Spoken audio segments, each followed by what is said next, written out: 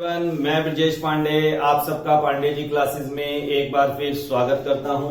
आज स्टूडेंट जो हम केपीआई की प्रेपरेशन की सीरीज स्टार्ट कर रखी है उसका फोर्थ सीरीज स्टार्ट कर रहा हूं, यानी fourth chapter that is some basic concept of chemistry, जिसका ये पार्ट फर्स्ट है।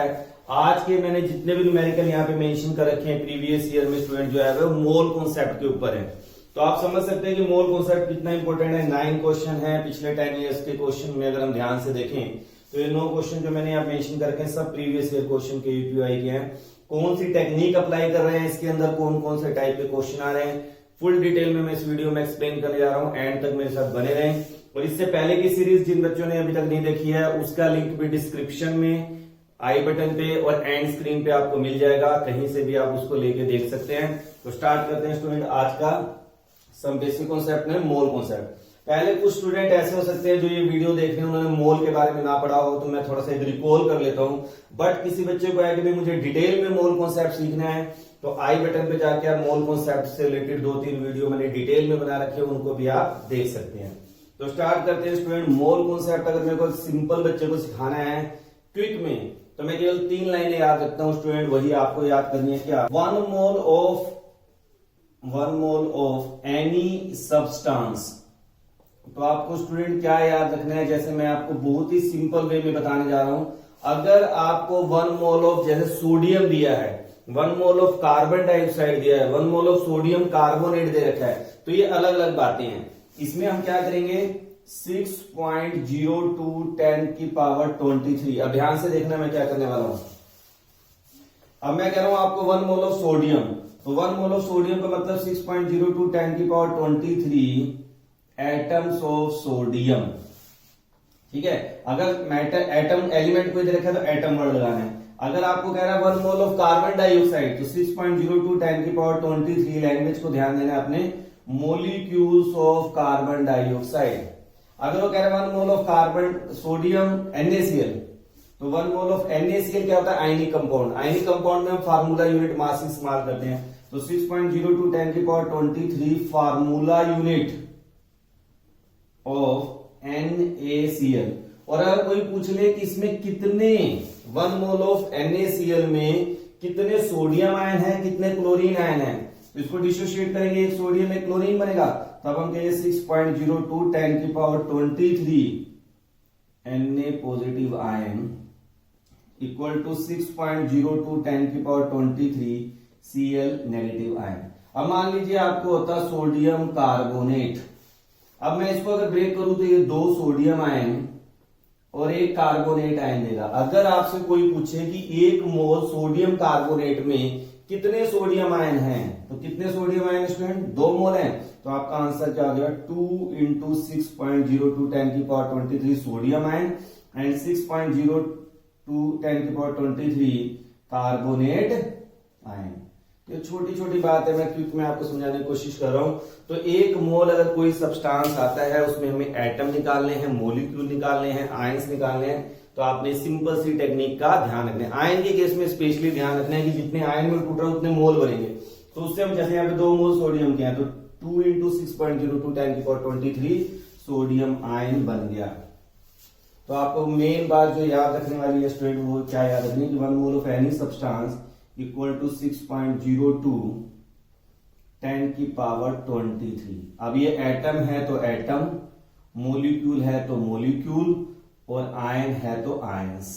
हम देख लेंगे जो भी होगा, आपको टेक्निक बताती हूँ। सेकंड कॉन्सेप्ट आता है मास के सेंस में। कोई आपसे कहे कि 1 मोल कार्बन डाइऑक्साइड का मास क्या होगा, तो 1 mole of any substance is equal to, अगर एटम है तो एटॉमिक, मोलिक्यूल है तो मोलिकुलर, और फार्मूला यूनिट है तो फार्मूला मास। फॉर एग्जाम्पल अगर मैं कहूं कि 1 मोल ऑफ कार्बन डाइऑक्साइड, तो कार्बन का मास होता है 12, ऑक्सीजन का 32, तो ये टोटल क्या हो जाएगा 44। मैंने 32 16 2 32 किया है, ठीक है, तो 44 ग्राम हो जाएगा। तो 1 मोल कार्बन डाइऑक्साइड का मास क्या है 44 ग्राम। 1 mole of NaCl 58.5, 1 mole of glucose, तो उसमें आप सबको जब मल्टीप्लाई करेंगे, ऐड करेंगे, जैसे 6 कार्बन है, 12 हाइड्रोजन है, 6 ऑक्सीजन है, तो इनके जब एटॉमिक मास को आप पुट करेंगे तो 180 आएगा, तो 1 mole of glucose is equal to 180 gram. तो इस तरह आप किसी भी 1 मोल ऑफ, अगर मास के सेंस में बात कर रहे हैं, उसके एटॉमिक या मोलिकुलर या फार्मूला यूनिट मास के इक्वल रखेंगे। तो सेकंड क्या हो गया, एटॉमिक और मोलिकुलर और फार्मूला यूनिट मास। अब थर्ड आते हैं वॉल्यूम के केस में। अब थर्ड कॉन्सेप्ट है वॉल्यूम के केस में। वॉल्यूम के केस में ध्यान रखना स्टूडेंट, वॉल्यूम का कॉन्सेप्ट हम तभी लगाते हैं अगर जो मुझे कोई चीज है वो गैसियस स्टेट में गिवन है। अगर मुझे कार्बन डाइऑक्साइड दिया और उसके मोल की बात कर रहा हूं, अमोनिया दिया है उसके मोल की बात कर रहा हूं, तब तो हम बात करेंगे वॉल्यूम की। अदरवाइज अगर हमें कहते हैं 1 मोल ऑफ आयरन, तो उस केस में ये वॉल्यूम वाला कॉन्सेप्ट हम इस तरह से नहीं लगाएंगे। उसके केस में सेकंड कॉन्सेप्ट है, वो मैं आपको अभी समझाऊंगा कि अगर आपको सॉलिड लिक्विड दिया है तब क्या करना है और गैस दिया है तो क्या करना है। गैस दिया तो हमेशा याद रखना 1 मोल ऑफ एनी गैस, ये किसके इक्वल होगा, 22.4 litre at STP, standard temperature and pressure. तो ये 22.4 लीटर होगा और 22.7 लीटर होता है, वो भी हम STP कहते हैं। इसमें हम एटमोस्फेयर में प्रेशर लेते हैं और इस केस में हम बार में प्रेशर लेते हैं। अगर 1 बार ले रहे हैं प्रेशर आप STP पे तो 22.7 लीटर हो जाएगा और 1 एटमोस्फेयर ले रहे हैं तो 22.4 लीटर हो जाएगा। तो ये आपको ध्यान रखने वाली बात है। तो 1 मोल ऑफ, मान लो आगे मुझे कह दिया कि 1 मोल ऑफ ऑक्सीजन, तो मैं कहूंगा 22.4 लीटर एट STP। और अगर ml में बात कर रहा है 22400 ml एट STP। तो ये स्टूडेंट एक बेसिक कॉन्सेप्ट था। हम एक टाइम में किसी भी दो टर्म को इक्वेट कर सकते हैं। अगर मुझे मास दिया हुआ है, मोल दिया है, तो उन दो टर्म को इक्वेट करेंगे। नंबर ऑफ मोलिक्यूल्स और मोल को कॉन्सेप्ट को क्लियर कर सकते हैं। नंबर ऑफ मोलिक्यूल और मास को हम क्या कर सकते हैं, कोरिलेट कर सकते हैं। तो कोई भी दो टर्म हम यहाँ पे इक्वेट कर सकते हैं। अब नेक्स्ट बिल्कुल सिंपल और बताता हूँ, फिर हम प्रीवियस ईयर क्वेश्चन करेंगे। जो कुछ शॉर्टकट टेक्निक है वो बता देता हूँ, फिर हम क्वेश्चन करते हैं। अब ये बात जो आपको याद रखनी है स्टूडेंट कि 1 मोल, मोल कैसे निकालते हैं, नंबर ऑफ मोल्स, क्योंकि बार बार इस्तेमाल होगा। तो नंबर ऑफ मोल्स का फार्मूला बिल्कुल सिंपल है। अगर आपको वेट गिवन है, मास गिवन है, केमिस्ट्री में मास और वेट के अंदर कोई बहुत ज्यादा फर्क नहीं रहता, क्योंकि हम फोर्स ऑफ ग्रेविटी का यहाँ पे इस्तेमाल नहीं कर रहे। तो नंबर ऑफ मोल्स क्या हो जाएगा, गिवन मास अपॉन, अगर एटम है तो एटॉमिक मास, मोलिक्यूल है तो मोलिकुलर मास। जैसे मैं यहाँ पे खाली मोलिकुलर मास लिख रहा हूं, अगर याद रखना एटम है तो एटॉमिक मास आ जाएगा, फार्मूला यूनिट है तो फार्मूला यूनिट मास आ जाएगा। इसी तरह अगर नंबर ऑफ मोलिक्यूल्स गिवन है तो गिवन नंबर ऑफ मोलिक्यूल्स, और एटम है तो atoms divided by Avogadro's number, यानी 6.02 10 की पावर 23। और अगर गिवन वॉल्यूम है, आपको वॉल्यूम गिवन है, नंबर ऑफ मोल्स निकालने को कह रहे हैं, तो जितना वॉल्यूम गिवन है उसको डिवाइड कर देंगे 22.4 लीटर से, तो आपके मोल आ जाएंगे। अगर ये ml में वॉल्यूम गिवन है, अगर ये ml में गिवन है तो आप क्या करेंगे 22400 से डिवाइड कर देंगे, तो आपके पास नंबर ऑफ मोल्स आ जाएंगे। तो ये कुछ बेसिक फार्मूले हैं जो मैंने फटाफट में आपको क्विक रिवीजन कराए हैं। अब इन्हीं का इस्तेमाल करके कैसे न्यूमेरिकल सोल्व करेंगे उस पे चलते हैं। तो हम बात करते हैं फर्स्ट न्यूमेरिकल की। ध्यान से देखिए बेटा, थोड़ा सा आपको दिमाग IQ लेवल अपना रखना पड़ेगा और पेशेंस रखने पड़ेंगे।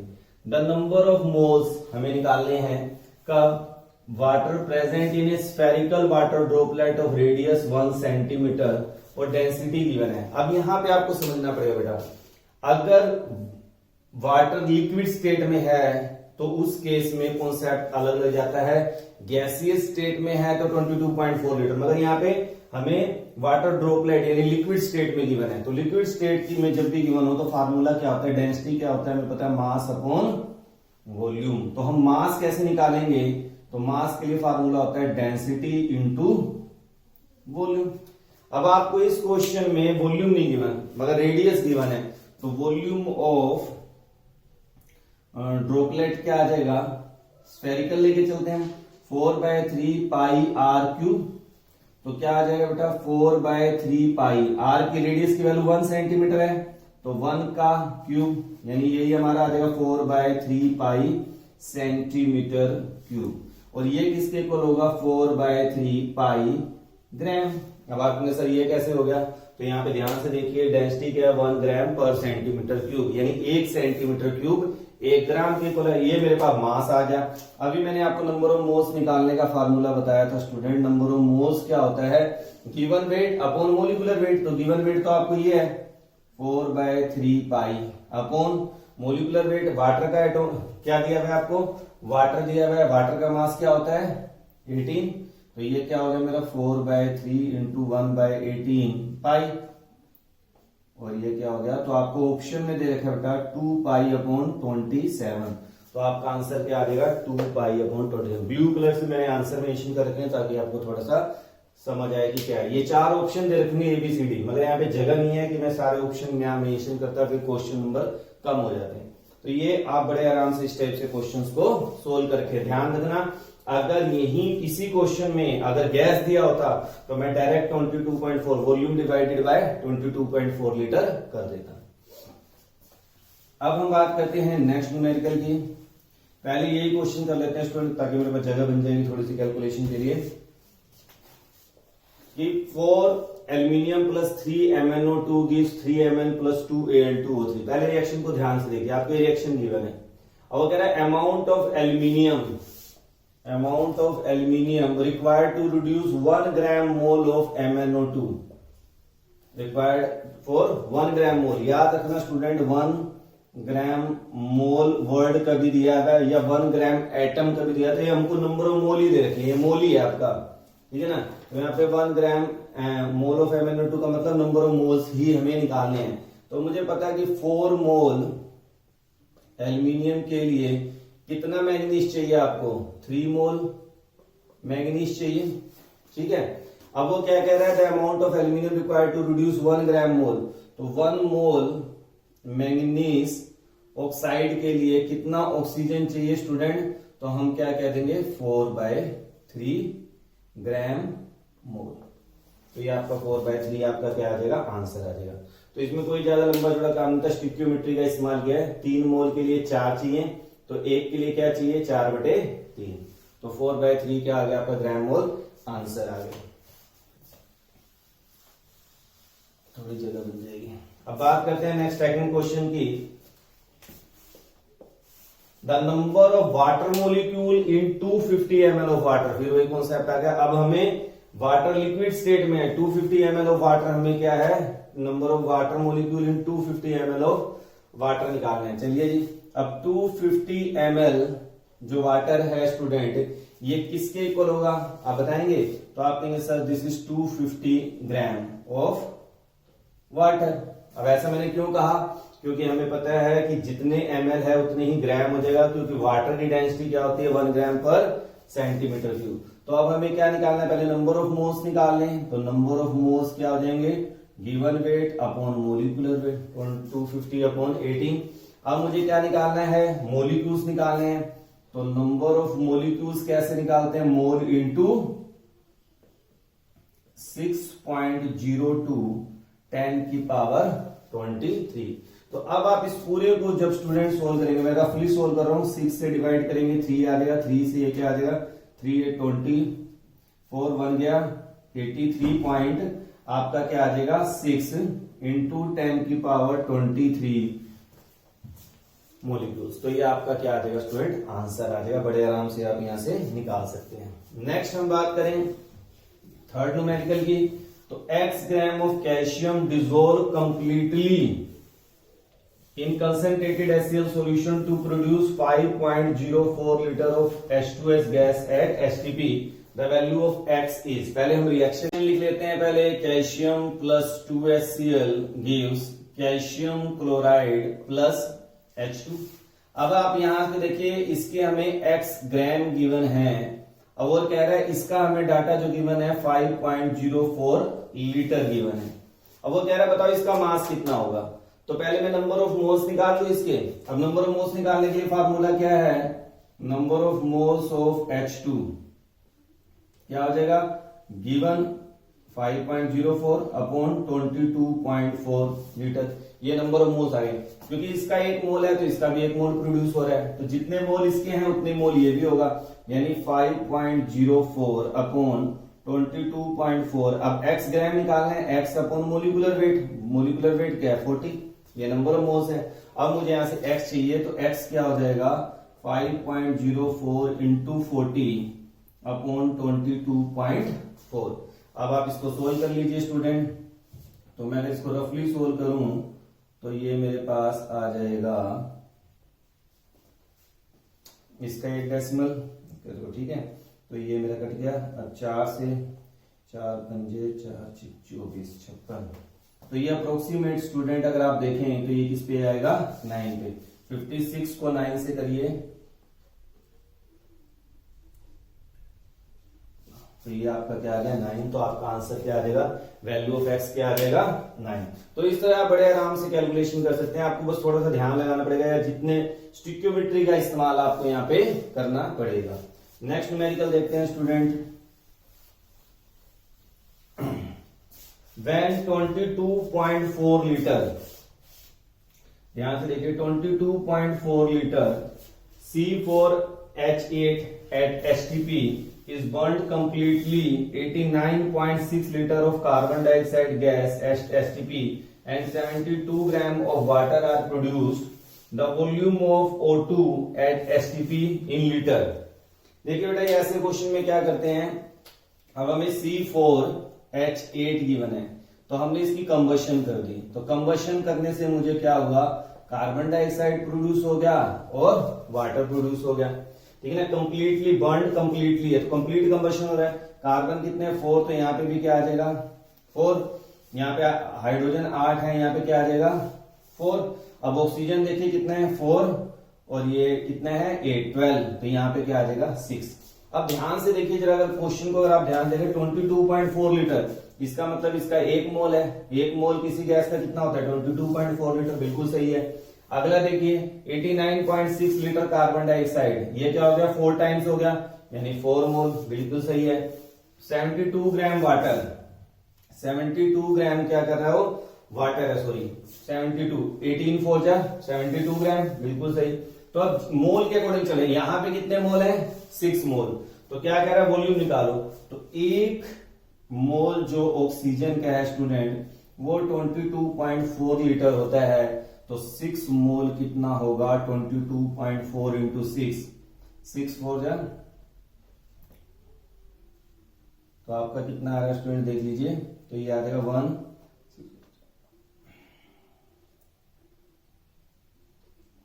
134.4 लीटर, ये आपका क्या आ जाएगा आंसर आ जाएगा। तो इस तरह बड़े आराम से, यानी थोड़ा सा ध्यान लगाना है, क्वेश्चन आपको इजीली होंगे, लैंग्वेज को घुमा देंगे, बच्चा सोचो यार इसका कहां इस्तेमाल करें, तो सिंपली आपको कह रहा है कि भाई इसका 1 मोल लिया हमने, 72 ग्राम, इसके 4 मोल लिए, इसके 4, तो ये कितना वो ऑटोमेटिकली 6 ग्राम में बैलेंस आपने स्टिक्योमेट्री कर रखा है, तो 6 मोल के लिए क्या आ जाएगा 134.4 लीटर। नेक्स्ट हम ध्यान से देखें question number 5। The volume of oxygen at STP required to burn completely 2.4 gram carbon. अब सिंपल सी रिएक्शन है, कार्बन का कंबशन करेंगे तो क्या बन जाएगा कार्बन डाइऑक्साइड, को कह रहा है कितना ऑक्सीजन हम लेंगे 2.4 ग्राम कार्बन को बर्न करने के लिए। नॉर्मली बात करें तो ये 12 ग्राम है, 12 ग्राम के लिए आपको कितना लेना पड़ रहा है 32, वॉल्यूम निकालना है, तो हम 1 मोल इस्तेमाल कर रहे हैं, यानी 22.4 लीटर का इस्तेमाल कर रहे हैं। कहने का मतलब 12 ग्राम के लिए 22.4 लीटर ऑक्सीजन रिक्वायर्ड है, तो 2.4 के लिए क्या होगा 22.4 अपॉन 12 इंटू 2.4, और इसको हम डेसिमल हटा दे तो यहाँ पे क्या आ गया 10 2, और इसको जब आप मल्टीप्लाई करेंगे तो आपका आंसर आ जाएगा 4.48 लीटर। तो आप देख सकते हैं कि ये जो कंपटीशन में क्वेश्चंस आए हुए हैं, आप अगर थोड़ी सी मेहनत कर ले, थोड़ा सा बेसिक क्लियर कर लें, तो बड़े आराम से आप इन क्वेश्चंस को सोल्व कर सकते हैं। अब नेक्स्ट देखते हैं स्टूडेंट हम 6th question. The weight of calcium oxide formed by burning 20 gram of calcium in excess of oxygen is. अब हमने कैल्शियम लिया और उसकी ऑक्सीजन के साथ रिएक्शन की, तो कैल्शियम ऑक्साइड बन गया। बैलेंस कर दें, रिएक्शन स्टिक्योमेट्री बैलेंस होनी चाहिए, ध्यान रखिए। वगैरह weight of calcium oxide formed by burning, इसका कितना वेट बनेगा अगर ये 20 ग्राम है तो। मगर आपको गिवन कितना है स्टूडेंट, 2 मोल गिवन है, तो इसका वैसे क्या मास होता है कैल्शियम का 40, तो 80 ग्राम से कितना प्रोड्यूस हो रहा है, आप ध्यान से देखिए कितना ग्राम प्रोड्यूस हो रहा है, तो ये क्या हो गया 40 और ये क्या है 16, 56, 2 इंटू 56 ग्राम प्रोड्यूस हो रहा है। या मैं ये कहूं कि 40 ग्राम से 56, तो 40 ग्राम से 56 ग्राम कैल्शियम ऑक्साइड प्रोड्यूस हो रहा है। 2 मोल के लिए 2 है ना, तो 1 के लिए 1, तो 40 और 56, तो 20 ग्राम के लिए कितना होगा, तो 56 अपॉन 40 इंटू 20, तो ये आपका आ जाएगा 28 ग्राम। तो स्टिक्योमेट्री का सिंपल सा इस्तेमाल है, उसको अगर आप कर लें तो बड़े आराम से इस टाइप के क्वेश्चन कर सकते हैं।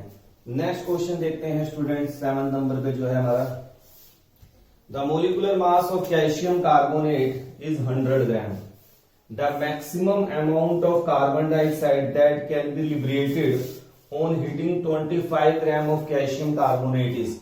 अब हमने कैल्शियम कार्बोनेट लिया, इसको हीट किया, तो ये किसमें कन्वर्ट हो गया, कैल्शियम ऑक्साइड और कार्बन डाइऑक्साइड में। इसका मास आपको गिवन ही है 100 ग्राम मोलिकुलर मास है इसका, तो 100 ग्राम से हम ध्यान से देखें तो 44 ग्राम क्या हो रहा है, कार्बन डाइऑक्साइड प्रोड्यूस हो रहा है। तो वो कह रहा है अगर 25 ग्राम आपको दे दूं तो कितना प्रोड्यूस होगा, इसका क्या हो गया 4 टाइम्स हो गया, तो इसका 4 टाइम्स कर लीजिए, तो 11 ग्राम आपका क्या आ गया, आंसर आ गया। आपका आंसर क्या आ गया 11 ग्राम। नेक्स्ट हम बात करें last question, 1 mole of nitrogen gas react with 3.01 10 की power 23 molecules of hydrogen to produce, कितने मोलिक्यूल्स अमोनिया के प्रोड्यूस होंगे। पहले हम स्टिक्योमेट्री की बात करेंगे स्टूडेंट, तो क्या कहेंगे N2 plus 3H2 gives 2 ammonia, ये हमारी रिएक्शन है। इसको अगर ध्यान से देखो तो इसका 1 मोल, इसके 3 मोल और इसके 2 मोल प्रोड्यूस हो रहे हैं। और अगर मोलिक्यूल की बात करूं 6.02 10 की पावर 23, 3 इंटू 6.02 10 की पावर 23 और 2 इंटू 6.02 10 की पावर 23 मोलिक्यूल्स प्रोड्यूस हो रहे हैं स्टिक्योमेट्री के अकॉर्डिंग। अब वो क्वेश्चन क्या कह रहे हैं, वो कह रहा है अगर ये 3.01 10 की पावर 23 है तो ये कितना होगा। बस कर लीजिए स्टूडेंट, आपको पता है इतने से इतने प्रोड्यूस हो रहा है, तो इतने से क्या होगा 2 इंटू 6.02 10 की पावर 23 अपॉन 3 इंटू 6.02 10 की पावर 23 इंटू 3.01 10 की पावर 23। ठीक है, तो ये अप्रोक्सीमेट आपका आ गया 2 इंटू 10 की पावर 23। तो आपका आंसर क्या आ गया। तो आपने स्टूडेंट इस पूरी वीडियो में ये देखा कि मोल कॉन्सेप्ट के सिंपल स्टिक्योमेट्री का इस्तेमाल किया हमने और मोल कॉन्सेप्ट का। तो हमने बड़े आराम से 9 क्वेश्चन जो प्रीवियस ईयर में मोल कॉन्सेप्ट से रिलेटेड और स्टिक्योमेट्री से रिलेटेड है उनको हमने क्विकली बहुत जल्दी सोल्व किए हैं। शुरू में थोड़ा टाइम लगाया आपको ताकि बेसिक क्लियर हो जाए। मुझे उम्मीद है कि आपको ये वीडियो पसंद आई होगी, और अगर आपको ये वीडियो पसंद आई है अपने फ्रेंड्स के बीच में शेयर करें, और जो न्यू व्यूअर हैं उस चैनल को सब्सक्राइब करें। Thank you, have a nice day.